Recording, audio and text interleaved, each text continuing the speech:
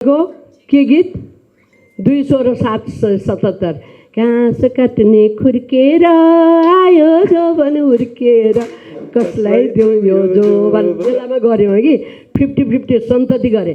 त्यसपछि उहाँहरू धन कमाउनेतिर लाग्नुभयो, लक्ष्मीगिरी कतातिर गयो होइन भनेपछि लक्ष्मीगिरी आजसम्म निरन्तर छ। कसै डाइरेक्टरहरूसित उहाँ नै हुनुहुन्छ, कहिले फिल्म मागिनँ, कहिले दाइ मेरो कथा छ पनि सोधिनँ भनेपछि लक्ष्मीगिरी पनि सँगसँगै हिँड्दैछ।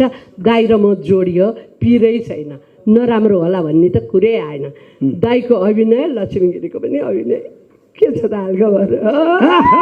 ल ठिक छ, धन्यवाद। ल हेर्नुहोस्, हाम्रो रेखाजी दाइले अघि भनिहाल्नुभयो, रेखाजी जतिखेर आउनुभयो त्यतिखेरको अब इतिहास नभनौँ। यो नानी छोरी साँच्चीकै चाहिँ हिम्मतवाली पनि हुन् र उनले गरेको फिल्म तिनटै त्यत्तिकै हिट भनेपछि यो हिट नहोला भन्ने पिर छैन, यो पनि पक्कै हिट हुन्छ। अब दाइले भन्नुभयो यो मैले त रोलै नसोधी आएँ भने, मैले त रेखा भन्न साथ मैले पनि सोधे होइन है। अनि को पार्टनर भने मदन दाई भने, मदन दाई भन्ने मान्छे अहिलेको होइन, उहाँहरू